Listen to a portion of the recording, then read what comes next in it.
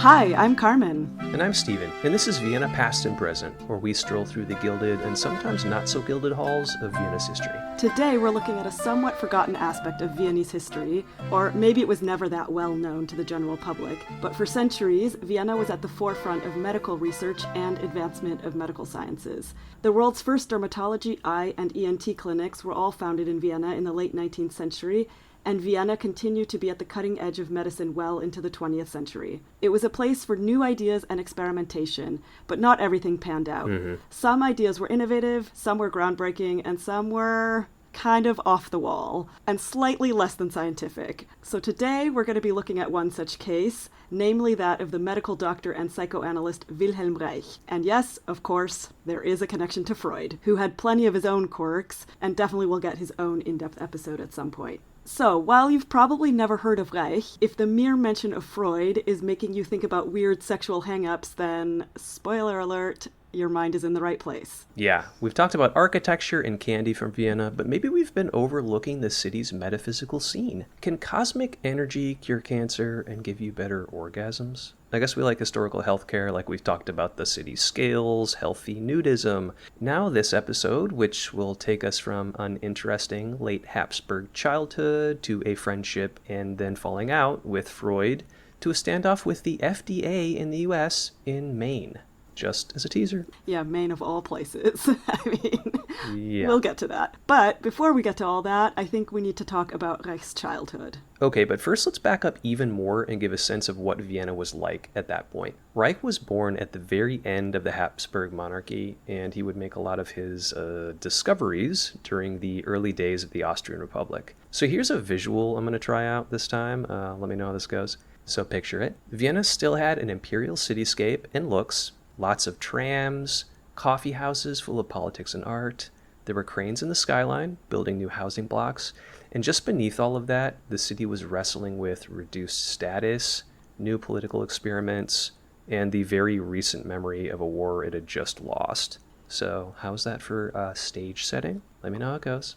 I think that was pretty evocative. I kind of liked it. We're getting poetic. Yeah, I like it. It's good. Right. So into this whole scene of major political change and cutting-edge medical research, Wilhelm Reich was born in 1897 in Galicia, which was a part of Austria-Hungary at the time, and it's a part of Ukraine today. And I would say his child was, to put it mildly, not ideal. Yeah, around the time he was 12, his mom had an affair with his tutor, which he discovered by spying on them. Yeah, so he supposedly followed her to the tutor's room at night when she would go to, have relations with him, I guess. And he said that he felt embarrassed and ashamed and scared, and even feared that they might kill him if they found out that he was spying on them, so... I guess. Maybe that's just like a childhood feeling, like you feel as a kid. I don't know. Right. But most bizarrely, so, he's 12 at this stage, right?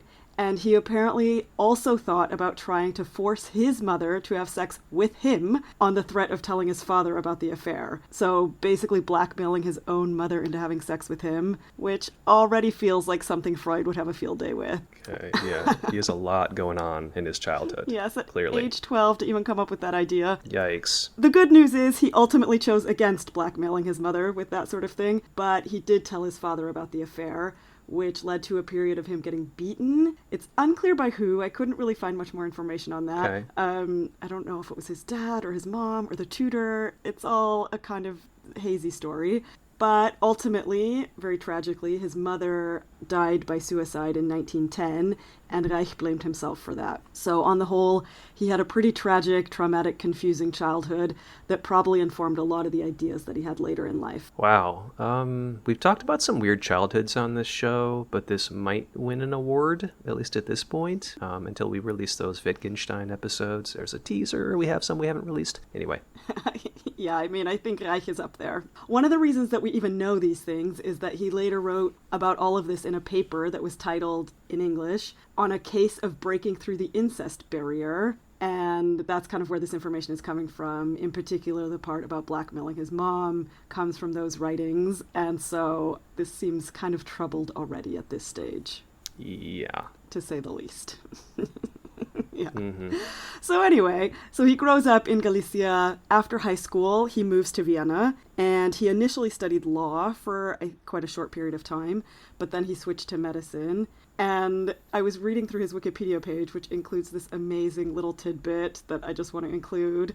I don't know why this is in his Wikipedia page. There's like seemingly no reason for it, but it says that while studying in Vienna, quote, he fell in love with another medical student, Leah Latsky, with whom he was dissecting a corpse, but it was largely unrequited, end quote. Like, what?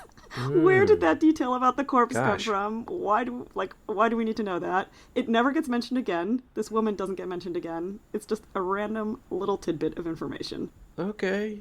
Yeah, I mean, these childhood stories are a lot. Now, formaldehyde, I guess, isn't a turnoff for him. I guess, shocking it didn't work for her. Right. Dissecting a corpse wasn't really doing it for her, I guess. But anyway, so while he's studying in Vienna, Reich eventually got introduced to Freud himself. So, this was the time when Freud was teaching at the University of Vienna, so he doesn't just get introduced to his ideas, he gets introduced to the man himself. And he was very influenced by Freud's ideas, and he started practicing psychoanalysis at the age of 22. There was no license required. He just jumped right into it. Sounds ethical so far. Probably unsurprisingly, one of his first patients was a 19-year-old he had an affair with. I guess Freud discouraged this sort of thing, but also accepted that it could happen. So psychology was kind of an anything goes thing at this stage. Yeah, no kidding. I think it was all a bit buddy-buddy, Wild West at the time. Reich also lived on the same street as Freud in Vienna, so they saw each other a lot. In Berggasse. Okay. So Freud lived at number 19, Berggasse, and Reich lived at number 7. And those buildings are still there, so if you happen to be in the area around the University of Vienna, a stroll down Berggasse will put you in the historical footsteps of both Freud and Reich. Awesome. So you could really get into their heads or something, if you want that, which, so far, I don't know that you would. But walk it and think about malpractice, I guess. This brings us to the next chapter, right? Which I think that does kind of set the stage. It does set the stage. It is a major chapter of his life, but we're not quite there yet. There's a few things that happened first. Okay. So Reich first became a star in Freud's clinic, which was called the Vienna Ambulatorium, and that offered free psychoanalysis. And he was reportedly quite a charismatic lecturer. He hosted very popular seminars and drew quite a crowd.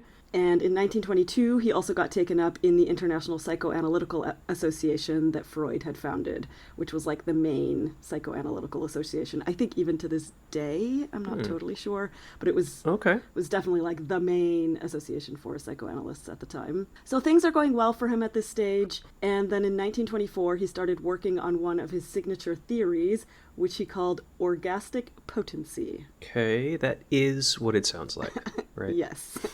Yes, it is. I guess if it was orgasmic potency, it would be even more on the nose. He called it orgastic potency.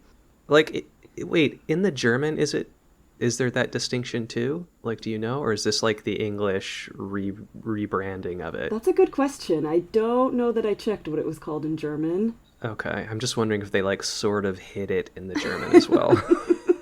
Okay, maybe that's a challenge question for like the show notes after. Like it's there, but not fully, right? Right. Yeah. So Anyway, he defined orgastic potency as the ability to surrender fully during orgasm and to lose one's ego in the process.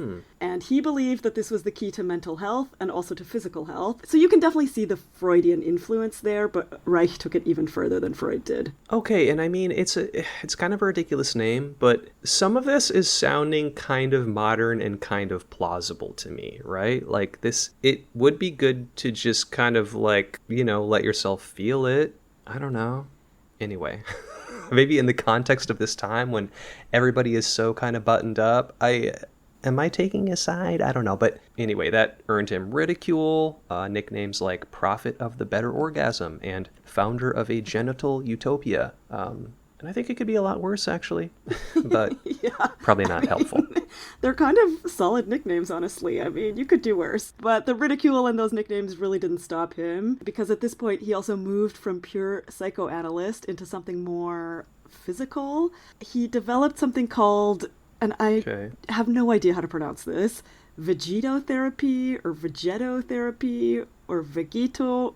I assume the German is vegetotherapy. It kind of works in German. The English, I guess, is vegetotherapy. Okay, I would read that like vegetotherapy. Vegetotherapy, okay. I hadn't even thought of that. I mean, but okay, it's one of those five. Which sounds like you're doing therapy on vegetables or something, right? It's like Yes. It's a very strange. Like you're around cucumbers or something. Well, maybe that is part of the idea. It's a very strange name. Okay, so what was it? This kind of took his whole thing a little bit further because it involved asking patients to undress and then manipulating their muscles to release emotional blockages. And I think in like the ideal case to actually evoke an orgasm. Okay, the license suddenly feels very important. Okay, I'm being pro-license now. Yeah, could have maybe used more licensing. Let's regulate some of this. Yeah, some licensing and regulation probably wouldn't have hurt. One critic already at the time said that it replaced the psychoanalyst's creed of, quote, never touching the patient with, quote, a physical attack by the therapist. So things kind of took a turn. Okay, and this was still about mental health? Like, did he think that, or? He insisted that it was. And he said that the goal of all of this was for the patient to release tension through full body convulsions that resembled orgasms. And Reich called this the orgasm reflex. And yeah, this was all happening in therapy, but it wasn't without controversy, especially since Reich also worked with minors. So he's doing this therapy not only with adults, but also with people under the age of 18. So that was already controversial back then. Freud, in particular, didn't approve of such methods, and Reich ultimately had a falling out with Freud and the Psychoanalytical Association over these practices, and then he was expelled from the association in 1934. And I think his increasingly political ideas didn't really help either, because at the time he was aligning with Marxism and advocating for sexual reform and education, and so he was really stepping out of the mainstream, and that, I think, contributed to the falling out. Okay, so far, radical leftist sex therapy with cosmic energy, kind of? We're getting to the cosmic part, yeah. I mean, maybe maybe that comes later, I guess, spoiler. He was definitely a trailblazer. It's interesting, too, to kind of think about this time where psychology and very alternative medicine practices were in a single bucket like this. And I know they are for some people still, but this is like at Freud's like headquarters. So, yeah, and I feel like I should have a Freud joke, but I don't know much about him, so we need that episode for my sake. All right, we'll get on it. And there is a lot to be said about Freud, for sure. But anyway, at this point, Reich had been kicked out of the psychoanalytical world. So what's an expelled radical orgasm therapist to do? Well, flee the country, of course. Yeah, and to kind of catch us up on the timeline, like, as a Jewish person in 1939, the thing to do was to leave, Austria and Germany, understandably. Yes, definitely. So yeah, we're in the late 1930s here. And so in 1939, a year after the Anschluss, and just before the start of World War II in Austria, Reich caught the last ship, actually, that was leaving for America before the outbreak of hostilities in September of 1939. So he left in August of 1939, and then war breaks out in September. And then he settled in New York and started developing his most infamous idea, which is what we're going to kind of spend some time on now, which was called orgone energy. Okay, yeah, this is me getting ahead of myself earlier. So, according to the notes, the cosmic life force. Invisible, omnipresent, and according to Reich, closely tied to sexual energy. It seems to be kind of a focus for him still. Yeah, there's a through line here.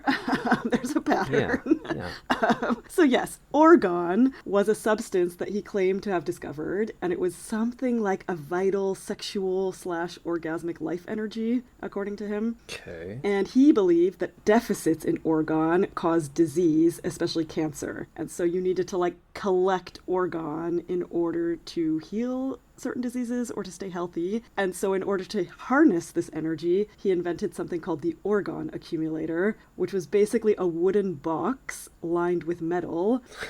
Okay. And the idea was that you would... Excuse my laughing. Yeah.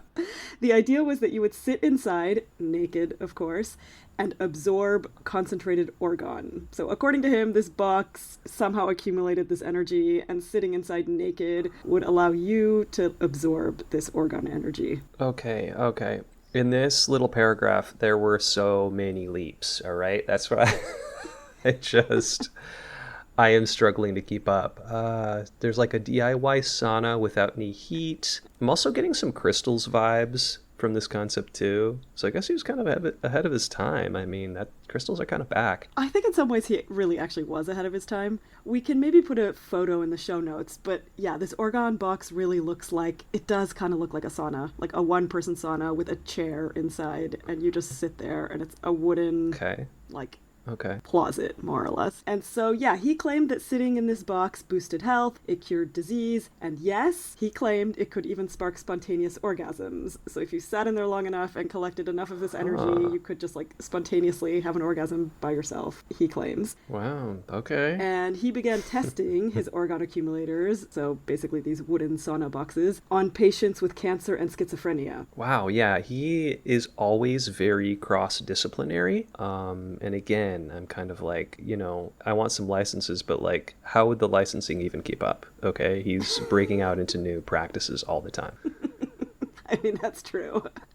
He's blazing his own path here, yeah. Yeah. But he did, I think, fully believe in his ideas, and he really did make great efforts to promote them. And the highlight of that, or maybe at the end of the day, the low light for him, was when he tried to sell Albert Einstein on his Orgone accumulator box idea. That is confidence. And he wasn't just, writing some letters or whatever. He actually went to Princeton, where Einstein was teaching, and he met with Einstein, and he gave him a small Orgone accumulator that Einstein then, in fact, experimented with for 10 days. So initially he took it at least semi-seriously. 10 days. That's a lot of Einstein's time. Wow. And so Reich had claimed that you could measure an increase in temperature in the Orgone accumulator without any source of heat, right? And he claimed that was the Orgone energy that was accumulating and that would create this increase in temperature. So Einstein experimented with it a bit, and apparently he did measure an increase in temperature, and Reich argued, of course, that this was caused by Orgone. However, Einstein pretty quickly determined that the temperature was lower on the floor than in the ceiling, and so, he was really just measuring the temperature gradient in the room, right? i.e. hot air rises, so it was warmer at the top than at the bottom, which I don't think was a groundbreaking idea at this stage. I think that was pretty well established. It feels a little bit like elementary school science fair a little bit right now. Okay. Yeah. And so Einstein basically dismissed Reich and, didn't take the Orgone box seriously, but Reich continued writing to him and continued trying to convince him of the potency of Orgone, but Einstein just ignored him after this, and there's no evidence that Einstein ever communicated with him again, although Reich continued to write to him. Okay, still, Einstein sounds so patient and kind here. Like, I swear all the stories I've heard about him make him sound that way. I don't know if that's, expert management from the Einstein family estate or what, but, his PR is good. It's great. Yeah, it's like Mark Twain level.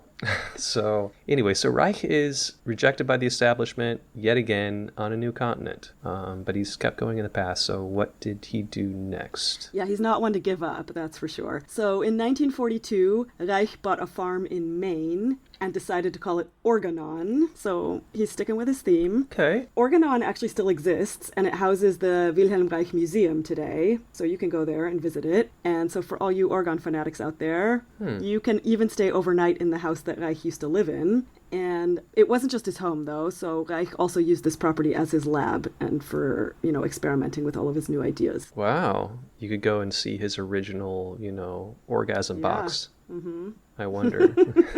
Okay.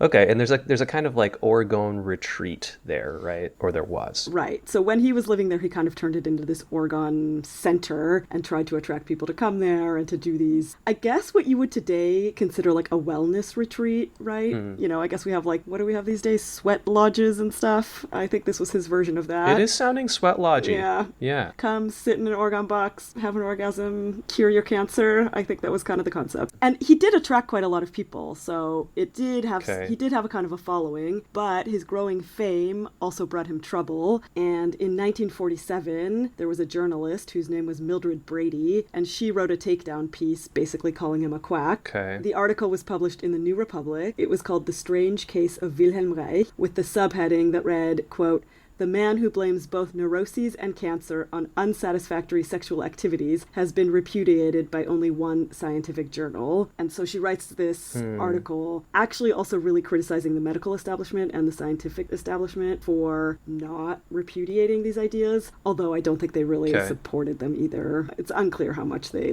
engaged with any of this, but anyway, this journalist was of the opinion that this should be debunked. So that ultimately caught the FDA's attention. So that's the Food and Drug Administration in the United States. And the FDA started investigating him. Okay.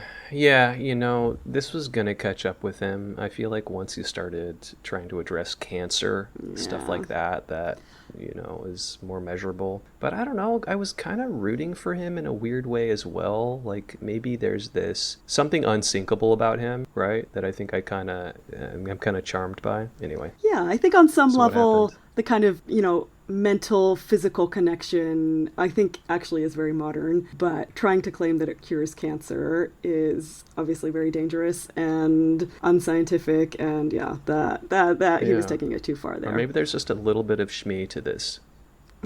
Maybe. Yes, nice callback. It's a little through line.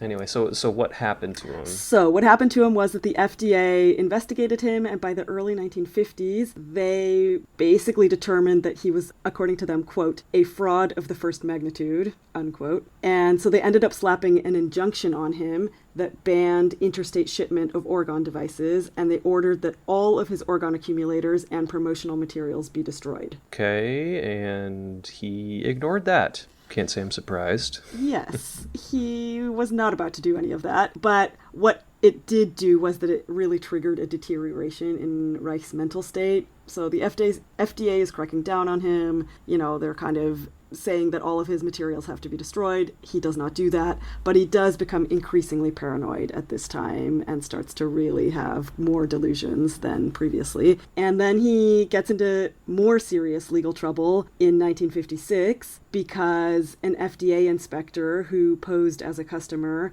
requested an orgone accumulator in another state, and Reich, or one of his associates, sent it there. And so that was a violation of the injunction, right? Because he was not allowed to ship these things across state lines. So he was cited with violating the injunction. He skipped court, which of course he was requested to turn up at, and then he got arrested and decided to represent himself at trial, which I do not think was probably a great idea. I mean, I did mention up top that he studied law. Just never seems to go well. For a quick second, but in Austria, so I highly doubt that helped him in any way. Right, when he was 18. Yeah, it never goes well, right? You really should not be representing yourself. So, surprise, surprise, he lost, and then he was sentenced to 2 years in prison. Okay, and the FDA burned and banned his books. So, wow. Yeah, so they did then destroy all of his books, and they destroyed the orgone boxes as well. And that was part of the legal settlement, was that everything, all of his materials, his promotional materials, these orgone accumulators, his written materials, his books, that they would be banned and destroyed. Wow. So around this time, his delusions increased and his ideas veered even more into science fiction and sort of unlikely territories. And so at this stage, he started claiming that UFOs were attacking Earth with deadly orgone energy. So previously, we only had orgone as a vital life energy that was somehow achieved through orgasm, or I guess by sitting in an orgone accumulator box. But now we have sort of this negative version of it that was apparently wielded by UFOs/aliens. Yeah, this is getting hard to follow. Yeah, so, this is the mental state that we're at this point. And he, to combat these UFO aliens with their deadly orgone energy, he built a device called the Cloudbuster, which you can Google. There is a Wikipedia page about it, and it looks like a large fork, kind of. I mean, it's a strange-looking contraption. And he even claimed that he fought a battle against aliens in the Arizona desert with this Cloudbuster thing to, prevent the deadly orgone energy from attacking Earth, I guess. I don't know. It's all a bit hard to follow at this point. Right. The last 10 things you said, you kind of ended with question marks. So yeah, I don't know. It's like we were veering into Scientology territory. There were aliens, there were forces, and there were tools to fight them that looked like simple household objects. But I feel like we're kind of past that even. He's losing me now. Yeah, I think he lost a lot of people at this point, and he spent his final months in prison believing that the president of the United States at the time would pardon him, or that the FBI would somehow rescue him, and he claimed to have personal connections to both of them, which does not seem substantiated in any way. Yeah. And of course, neither one happened. He didn't get pardoned, and the FBI did not come and rescue him. And so in 1957, he died in his cell of heart failure at the young age of 60. Wow, that's a sad end. And I'm really not a misinformation or a fraudster fan, but somehow this makes me think like he believed in this stuff. I don't know. It seems like he meant well on some level, or he did for much of that time. Yeah, I think so. I would agree with that. And he did a lot in his 60 years of life, that's for sure. And he really didn't give up on his ideas. Yeah. So I guess the question is, what's the legacy here? And I think there's a few things we can point to. So he was, in fact, considered a brilliant clinician and teacher in his early days. So he had quite a following when he was at the University of Vienna, and he really was charismatic and had like a little following at the time. But he does seem to have slid increasingly into delusions, and he himself was in psychoanalytical therapy, right? As a psychoanalyst, he was also going to other psychoanalysts as a patient, and some of them, even in his early years, suspected schizophrenia or similar already then. So, signs of that were already kind of there. And so, yeah, the question is, was he a genius who slipped into madness, or was he a charlatan? Who knows? But at least one University of Oregon professor, Oregon. Oh, now when I say that, it sounds very much like Oregon. Oregon. Yeah. Oregon, the state of Oregon in the U.S. Anyway. Yes, the state of Oregon. Unrelated to Orgone, as far as I'm aware. Although, who knows? Anyway, there was a professor at the University of Oregon who had bought an Orgone Accumulator, and the FDA interviewed him when they were investigating Reich and, all of his activities. Okay. And he said that when he bought the device, he knew that it was phony, but he found that it was helpful because his wife sat quietly in it for 4 hours every day, and he found that useful. Okay. So, I mean, okay. That was the attitude at the time, I guess. Huh. And I found quite interesting that quite a few famous people used Orgone accumulators, supposedly, including Sean Connery, Jack Kerouac, and J.D. Salinger. And Norman Mailer also apparently owned several of them, and also wrote an article about Reich in the Village Voice, which I tried to look up, but it's behind a paywall, so I could only really see like the first little paragraph. Okay. Interesting, because, Sean Connery, he's not that old, so he would have some of them, after they were all ordered destroyed and stuff. Well, isn't he like he's got to be in his late 80s, if not 90s, or... I guess, but 50s? He's pretty old. Okay, fine, yeah, maybe he could have gotten one. Okay, to play devil's advocate here, maybe sitting in a box, that's just meditation, right? Like, that's known to be beneficial. True, yeah, maybe he discovered meditation, basically, which, Or just, that was happening. Also, he did have a theory about the mass psychology of fascism, which won him a lot of followers. Unfortunately, that's probably relevant again today.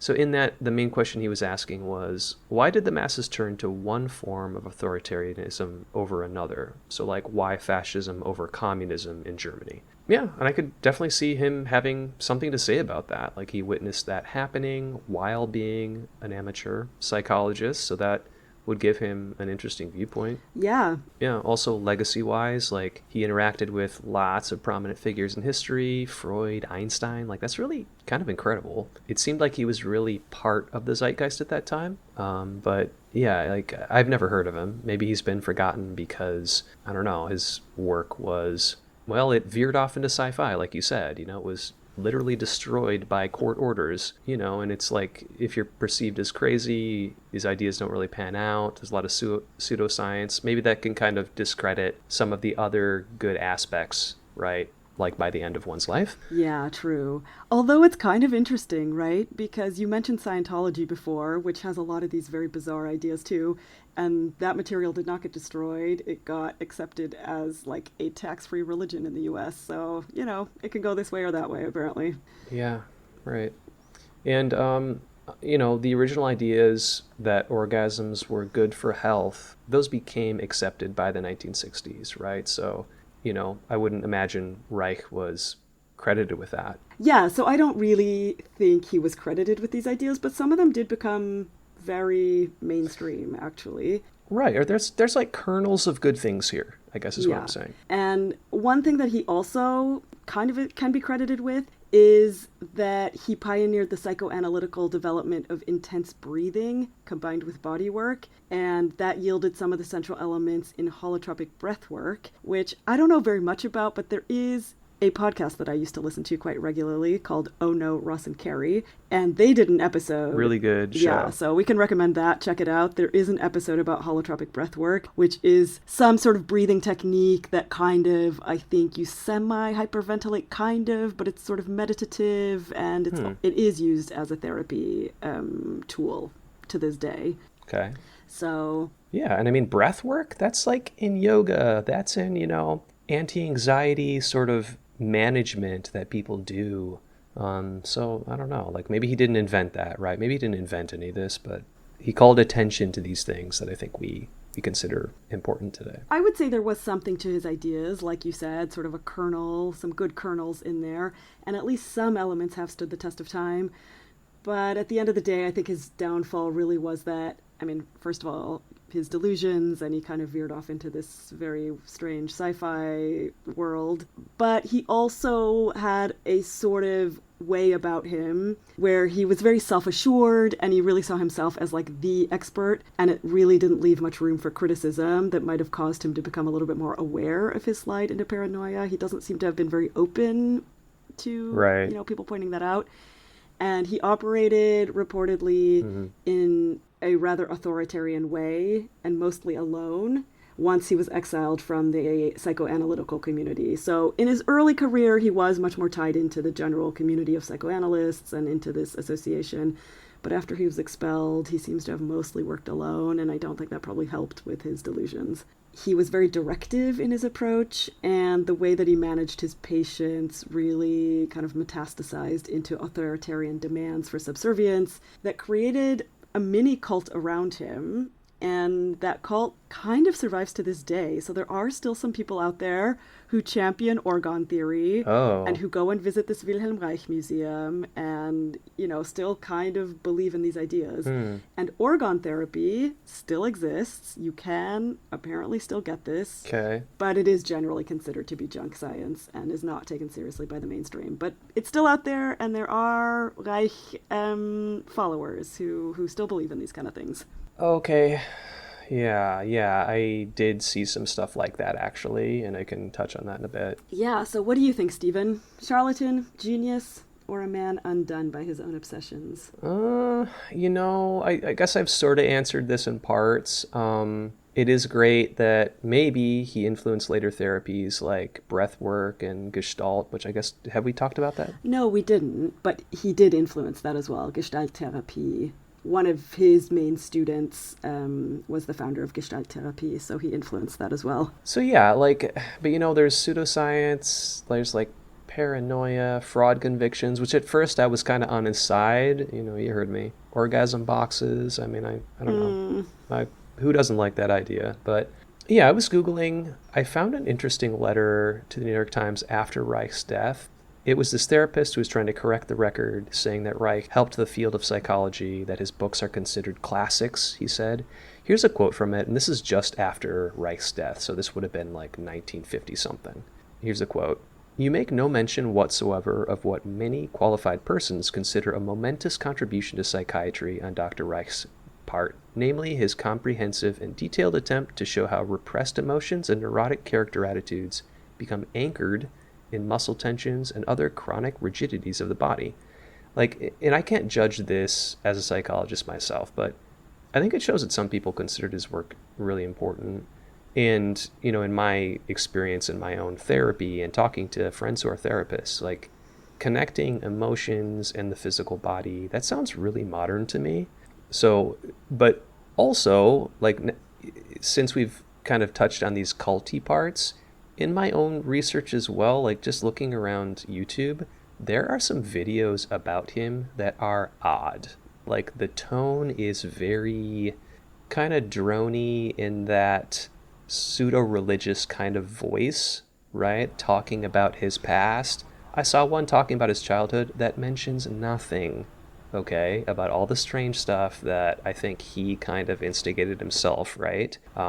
His childhood was summed up as like, his mom had an affair, and then his mom committed suicide, so he had a hard childhood. Then he invented this thing which has been suppressed. Like, really, the cult thing makes more sense now. We didn't talk about that before this episode, but it was surprising, and there's really something there, maybe. And yeah, that's just not, in like the current climate today, it's just something that freaks me out. There's a lot of people believing strange things, right? Yeah, like a sort of personality cult, I guess, on some level. Although I think the one thing I can say in his defense is I don't think he was a charlatan. I think he did believe the things that he was promoting. I think so too. Highly misguided. Yeah, which, again, does not make it correct, right? But he was not some calculating, villain necessarily. Yeah, that's at least my impression. I don't think that he was intentionally trying to mislead people. I think he fully believed it, just he was, had some strange beliefs and, was kind of increasingly mentally ill himself. Yeah.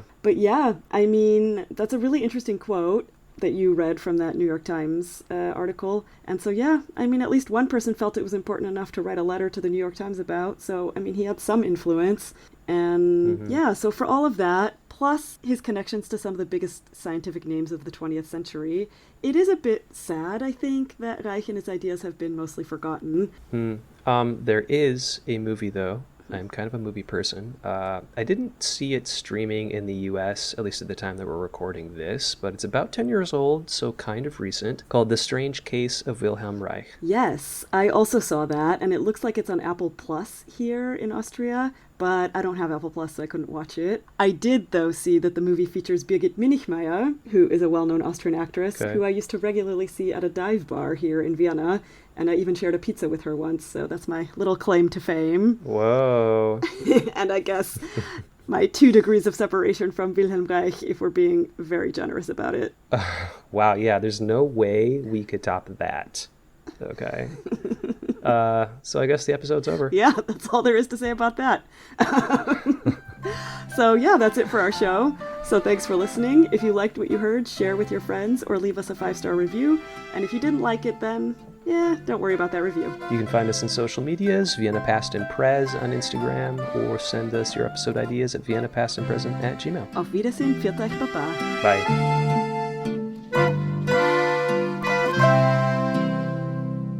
Ooh, this is switching it up. What do you mean? I kind of like it, though. I'm saying the Vienna Past and Present where we stroll through. That's usually you, right? Oh, yes. But let's go with it.